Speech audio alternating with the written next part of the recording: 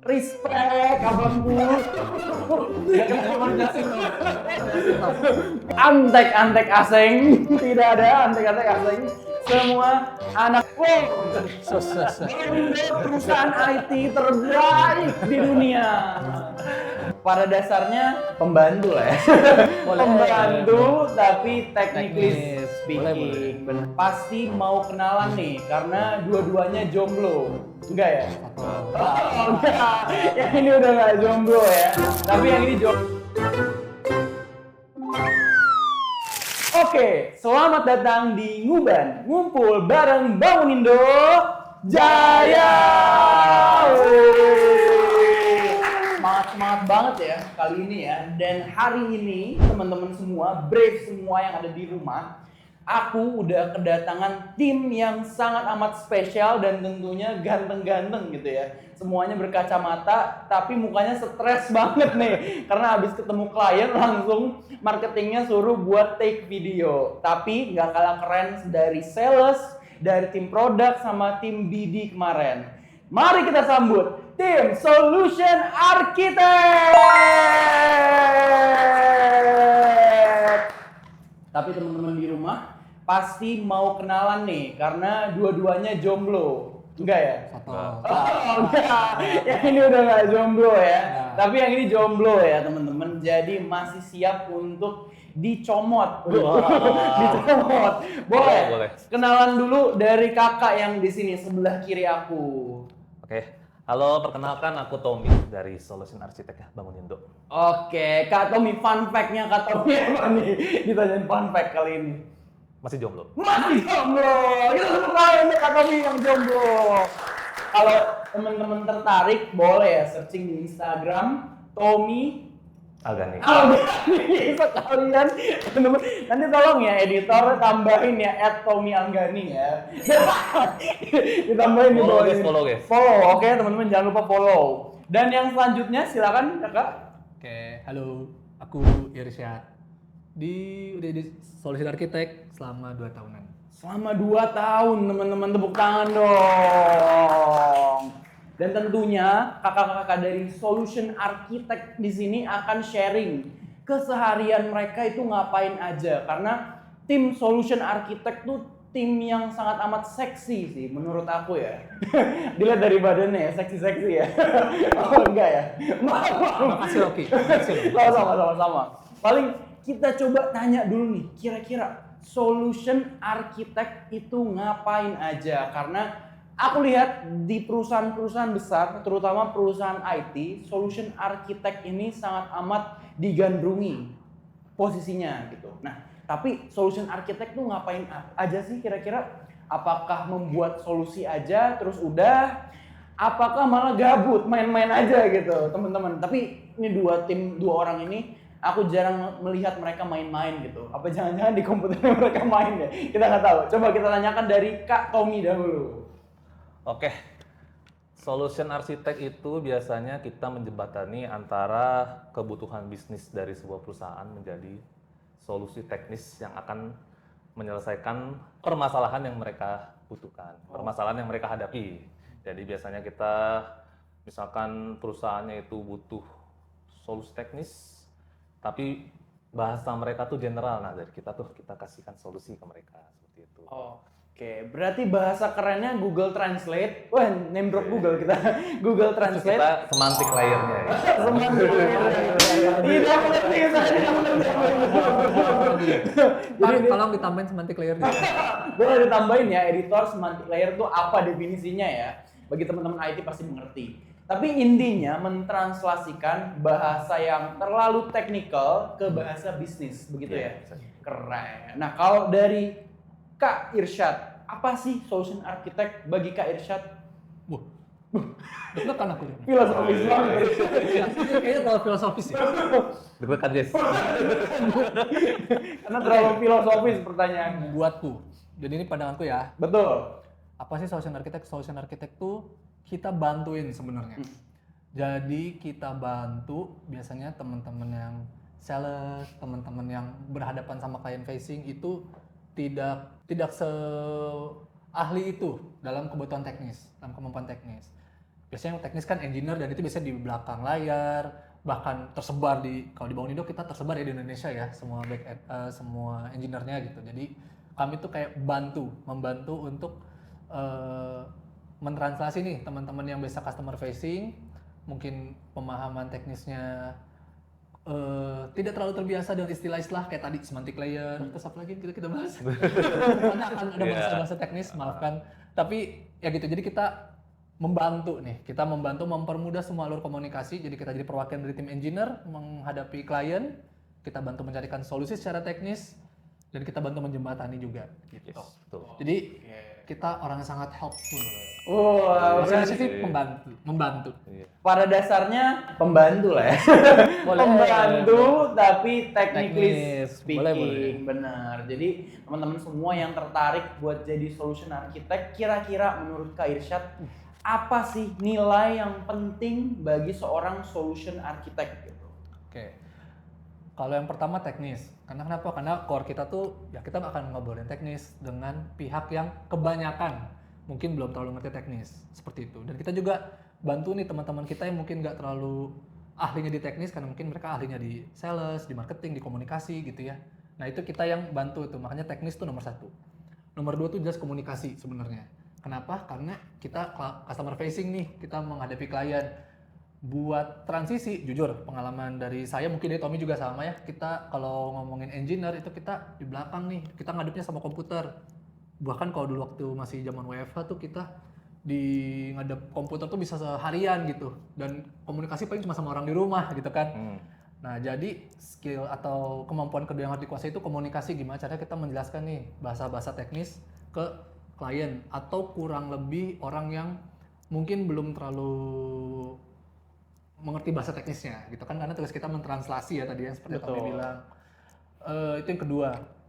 Sama yang ketiga sebenarnya karena tetap kata kunci adalah solusi, jadi tetap kita juga harus bisa cermat ya mencari solusi yang dibutuhkan oleh klien gitu. Jadi kita juga bisa technicality-nya, kita bisa komunikasinya, dan yang paling penting kita bisa bantu cari solusi buat kliennya. Bantu cari solusi buat klien. Tapi menurut Kak Tommy, kira-kira jembatan tersebut kan Kak akan mentranslasikan bahasa teknis. Kalau bahasa cinta bisa nggak ya? Buat teman-teman yang tertarik sama Kak Tommy bisa ya langsung Tommy Algani. Kalau bahasa cinta bisa aku translasikan, aku nggak jomblo. Boleh ya, tolong ya editor ya, taruh lagi Tommy Algani depan sini biar teman-teman semua pada follow Tommy Algani sekali lagi. Itu di situ di prompternya nggak ada tuh. Nggak ada dengan Tommy Algani, nggak ada bahasa cinta. Nah, menurut Kak Tommy, kira-kira tantangan terbesar seorang solution architect itu apa? Karena kalau kita pikirkan secara logika, baik itu logika manusia maupun logika cinta gitu ya, kira-kira banyak banget pasti tantangan. Orang-orang punya background yang berbeda-beda, terutama di Bangun Indo juga backgroundnya berbeda-beda. Pastinya Kak Tommy, Kak Irsyad itu harus mentranslasikan bahasa A menjadi bahasa B, bahasa yang technical menjadi non-technical, bahkan sebaliknya dari non-technical menjadi technical lagi begitu. Kira-kira tantangan terbesarnya tuh apa sih? Oke, tantangan terbesarnya kadang customer itu punya pain point yang berbeda-beda tadi kan ya. Oke. Kadang solusi yang mereka atau pain point yang mereka rasakan itu kita harus bisa menerjemahkannya itu dengan apa sih yang Bangun Indo bisa gitu. Jadi kita harus menyesuaikan juga nih. Misalkan si A ini minta ini, Bangun Indo tuh harus punya kapabilitas untuk melakukan itu. Jadi tantangannya ya menyesuaikan pain point mereka dengan kemampuan kita seperti itu. Walaupun ada yang bilang Bangun Indo bisa semua ya. Wow, perusahaan IT terbaik di dunia, di angkasa juga. Jadi teman-teman, memang ya Bangun Indo punya moto yakni build what matters gitu. Dan dua orang ini itu menjadi punggawa terdepan bagi Bangun Indo untuk memberikan solusi terbaik yang matters gitu ya Yang bagi matters, klien. Dan kita nggak main-main nih sama solusi kita, nggak mau garbage in, garbage out, nggak mau kita ngasih solusi yang sia-sia, dan masuk juga ke salah satu produk kita yaitu Believe. Jadi hari ini disponsori oleh Believe ya, sebuah platform data management yang teman-teman semua pastinya berguna bagi enterprise, government. Kita punya platform anak bangsa, betul ya? Betul. Buatan anak bangsa.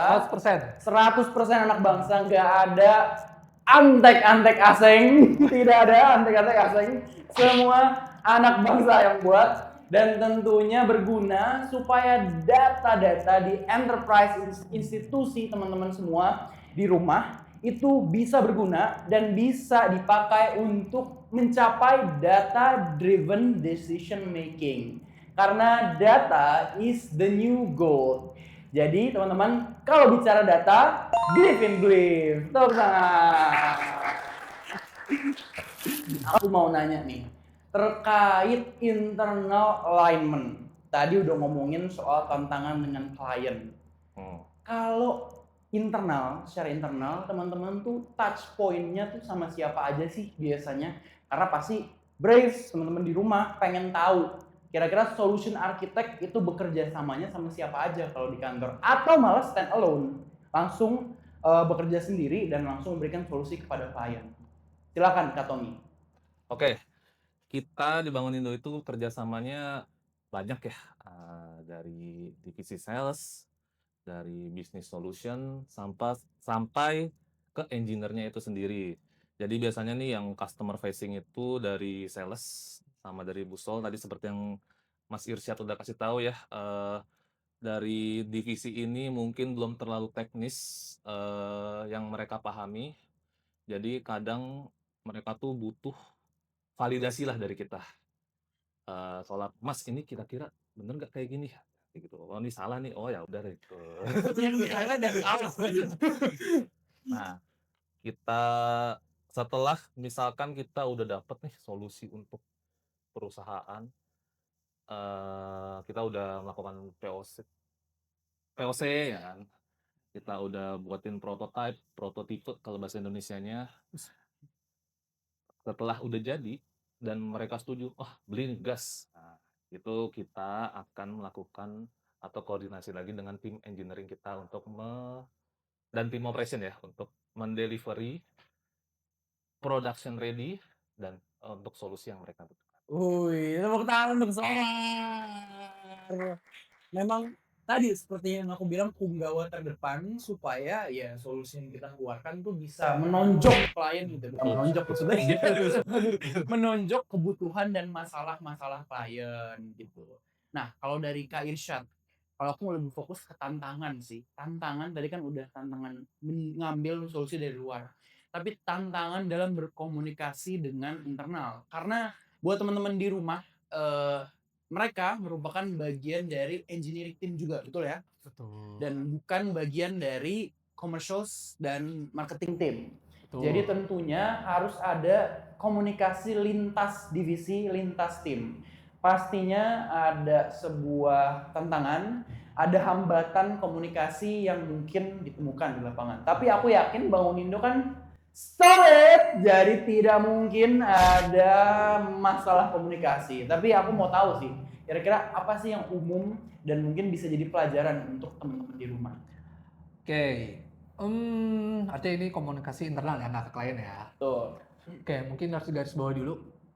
Kalau di Bangun Indo, solution architect itu kami berdua ini masih di bawah divisi engineering. Oke. Kalau kita ngomongin jalur komunikasi terdekat ke tim engineer. Tuh. Itu ya, tim engineer ada siapa aja sih ya, back end, front end, tim data gitu ya. Yang masih saudaraan sama kita, tim produk, itu masih tim engineering teman-teman. Komunikasinya ya karena kita satu divisi jauh lebih memudahkan. Tapi pada prakteknya kami kan pre-sales ya, maksudnya kami hadir bersama teman-teman yang tadi seperti kata Rifki bilang nih, kayak komersil itu siapa aja sih biasanya? Kita ngomongin marketing, kita membicarakan sales atau ada account manager, terus juga kita paling sering atau mungkin kita duet kolaborasi sama tim business solution. ada juga BD kemarin ya yang Tuh. udah Jadi BD itu juga yang berkomunikasi dengan kami, dan ini semuanya di luar divisi engineering. Nah, itu buat konteks. Oke. Gimana sih cara kita berkomunikasi? Ya udah, memang kalau kita ngomongin komunikasi lintas divisi, yang paling penting adalah kita standby juga komunikasi dengan mereka. Juga jangan takut untuk membuka ruang diskusi ya, karena kan biasanya kita nggak tahu kalau dibangun Indo, kebetulan karena kita seperti kata Rifki apa? Ini karena bukan aku yang ngomong. Oke, jadi balik lagi karena kita cukup solid sebenarnya, jadi nggak ada masalah komunikasi lintas divisi juga seperti itu. Jujur mungkin untuk level engineer yang paling sering komunikasi dengan pihak di luar engineering itu kami gitu ya, kami berdua. Ke tim sales, ke tim business solution, ke tim business development gitu ya. Dan kata kuncinya ke tim marketing juga gitu. Kata kuncinya ya udah, jangan ragu untuk bertanya, jangan ragu membuka ruang diskusi gitu. Dan kalau nggak clear, kita diskusikan aja gitu. Jadi jangan takut ya kayak, aduh mau nanya ke sini nih tapi gitu. Kitanya gitu ya, jadi kayak ragu gitu mau nanya, atau kayak, oh, kok ini kerjanya nggak sesuai sih? Aduh, gimana ya gitu. Nah, jadi jangan ragu kalau kayak nggak serak atau nggak cocok, diskusi aja gitu. Mungkin bukan karena beda divisi pun membuat kita jadi kaku gitu. Mungkin kayak gitu ya kalau buat internal tantangannya. Dari Tommy mau nambahin sih. Boleh. Karena kan kita ada di antara dua divisi ya. Ada engineering, ada yang customer facing. Tantangannya dari kita tuh adalah ketika kita ngobrol ke komersial misalkan, kita nggak bisa bawa bahasa yang terlalu teknis ke mereka. Jadi kita bahasanya harus ke bisnis lah. Begitu juga sebaliknya, kalau misalnya kita ke engineering, kita nggak bisa bahasanya ke bisnisan, kita harus pakai bahasa teknis. Jadi di situ salah satu tantangannya ya kalau menurut aku ya. Kayak gitu. Mungkin aku jadi nambahin juga nih terkait tantangan ini. Tadi karena peran kami itu tadi di dua dunia, Kimi nggak engineer banget, nggak bisnis banget gitu, kita harus. Jadi kita juga tantangan ini tuh kita sebenarnya memang butuh loh teman-teman dari tim sales yang lain gitu ya. Kita ngomongin AM, Busdev gitu-gitu. Buat ke customer facing, kami biasanya nggak sendirian. Kami pasti berkolaborasi dengan pihak lain karena mereka jauh lebih jago kalau di komunikasi, apalagi yang bahasa non teknis gitu. Begitu juga dengan kalau kami mau diskusi ke engineer, itu pun kami berkolaborasi juga dengan pihak, misal kalau kita membicarakan project, kita nyari tech lead yang bisa diajak ngobrol. Kalau kita membicarakan tentang spesifik data, kita cari yang ahli datanya, kayak gitu-gitu. Gitu sih, kurang lebih. Jadi switching point of view ya sebenarnya. Switching point of view yang memang agak-agak mungkin sulit kali ya. Dari point of view sales, mungkin commercial, ke point of view engineering. Dan itu harus dilakukan secara cepat begitu ya. Dan tentunya teman-teman berdua ini memang bawa kamus gitu ya. Sudah bawa kamus kemana-mana. Jadi kalau ngomong sama orang engineer, cara ngomongnya berbeda. Betul. Kalau ngomong sama orang bisnis, itu cara ngomongnya berbeda. Dan tentunya mereka sudah memiliki frasa-frasa unik tersendirinya. Jadi mereka tuh memang udah mudah lah bicara sama orang. Mungkin yang aku tangkap memang nggak ada yang signifikan, tapi memang tantangannya sudah bisa teman-teman handle karena solution architect di Bangunindo itu kelas dunia, betul ya? Sudah, amin, sudah berkelas dunia. Mereka berdua sudah pernah mewakili Indonesia, mewakili Bangunindo di TM Forum di Thailand, dan tentunya compete juga di sana tentunya dengan perusahaan-perusahaan top notch lain seperti Telkomsel, Huawei, dan tentunya udah nggak kaleng-kaleng lah tim solution architect dari Bangunindo. Tepuk tangan dong.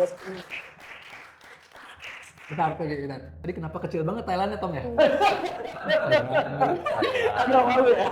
Aduh, keren kok teman-teman. Nanti mungkin bisa dilihat ya foto-fotonya ya. Foto-fotonya ada pastinya di live at Bangunindo. Ada nggak ya? Ada, insya Allah ya. Ada, dan teman-teman bisa lihat gimana sepak terjang mereka di Thailand gitu ya. Oke, next questions. Jadi questions ini yang menurut aku penting. Bangunindo itu tuh punya value internal kita, which is Braves ya. Dan ada value yang kita pegang dalam mendeliver pekerjaan kita, which is build what matters. Nah, dari mungkin kerjaan dulu kali ya, dari build what matters. Menurut Kak Tommy, menurut Kak Irsyad, apa sih yang bisa kalian ambil dari value build what matters itu dari Kak Irsyad dulu? Aku dulu. Oke. Kalau kita membicarakan tentang build what matters ya, kita tuh sebenarnya ini kata-katanya banyak yang udah Rifki sebut ya. Jadi kami tuh ingin apa yang kami buat itu terpakai oleh klien, diutilize dengan maksimal. Apakah perfect aplikasi? Apakah aplikasi terbagus di dunia? Iya, jawabannya.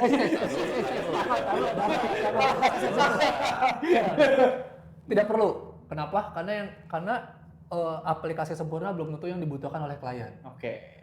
Klien nggak terlalu butuh aplikasi super apps, Oke. tapi yang mereka butuh adalah aplikasi yang akurat kebutuhannya, reliable, selalu bisa dipakai sama mereka, dan itulah yang coba bangun penuhi, gitu. Makanya kami selalu bertanya dulu ke klien, kami pastikan Bapak butuhnya apa, apakah yang solusi seperti inilah yang Bapak inginkan, seperti itu. Nah, kita juga nggak akan berusaha untuk menambah-nambahkan ya, dan buat apa juga, takutnya kita punya segudang fitur yang dipakai cuma 3, ngapain gitu. Jadi tetap poinnya adalah build what matters. Ini silau banget di kiri. Oh, ya. Gue main teknis nih. Nah, solution architect harus detail ya teman-teman. Jadi baik lagi sebenarnya. Kita mencoba untuk seakurat mungkin. Kita pastikan lagi kebutuhannya apa.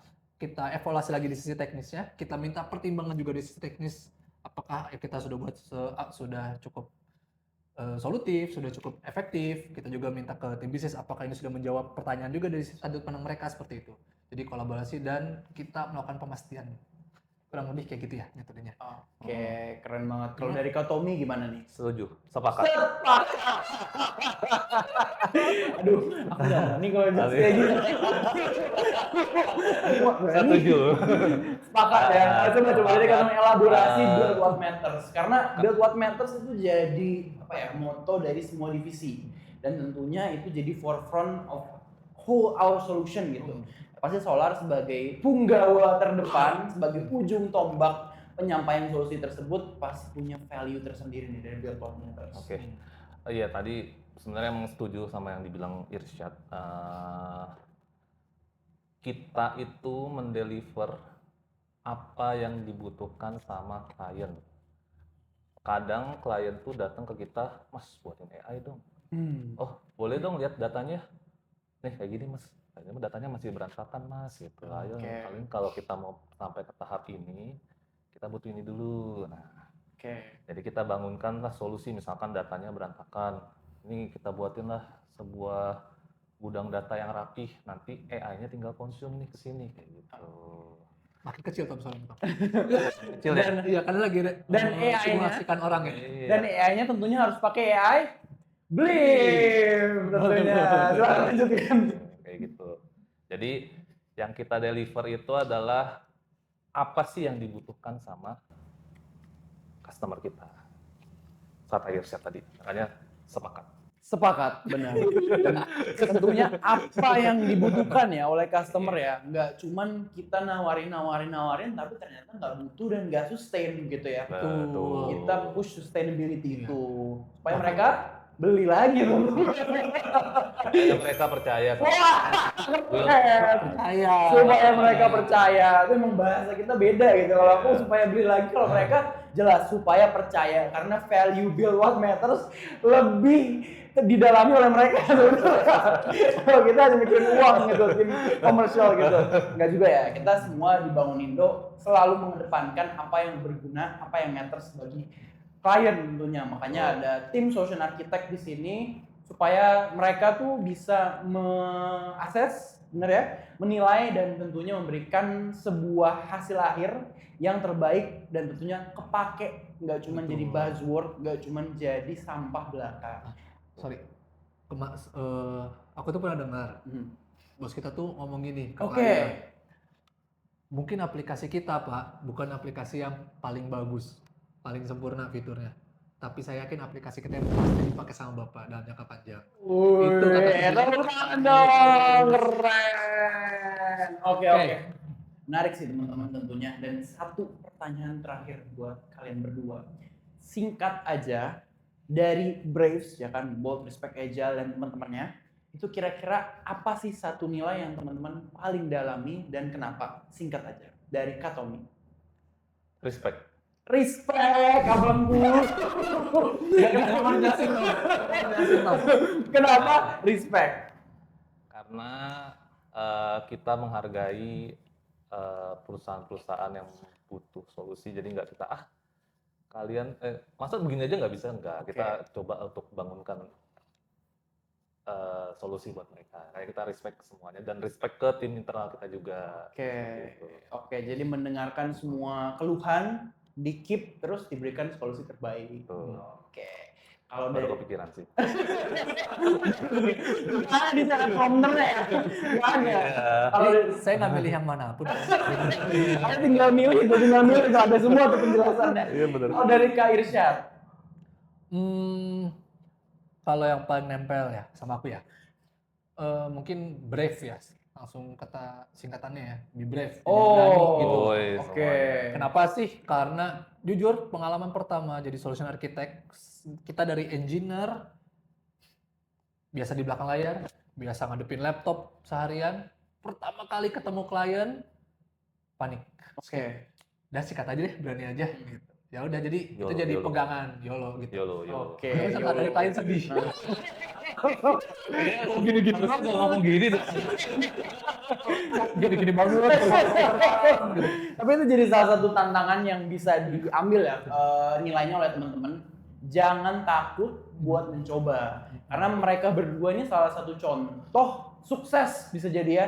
Contoh sukses Amin. berkarya di dunia teknis. Tiba-tiba harus dilempar, didorong, dijorokin oleh bos-bos untuk langsung CFU, jadi customer facing unit, dan tentunya mereka berhasil sampai hari ini untuk mentranslasikan sebuah bahasa klien menjadi bahasa Bangun-Indo dan pastinya menjadi kesatria terdepan bagi Bangun-Indo untuk memberikan solusi yang matters bagi klien-klien kita. Oke, that's all for today teman-teman. Terima kasih banyak Kak Irsyad, terima kasih banyak Kak Tommy. Kita berikan tepuk tangan yang paling meriah untuk mereka. Dan tentunya jangan lupa buat @Tommy Algani ya, terakhir ya @Tommy Algani. Di sini di mana? Di semua ada @Tommy Algani. Dan jangan lupa untuk nonton konten-konten kita yang lain dan pastinya stay tune di channel Bangun-Indo Teknosa Jaya. Bagi teman-teman yang mau join juga kita masih banyak ya rekrutmen. Bisa dicek aja di live @Bangun-Indo. Teman-teman semua makasih banyak sudah nonton dan see you on the next Nguban Ngumpul bareng Bangun-Indo Jaya.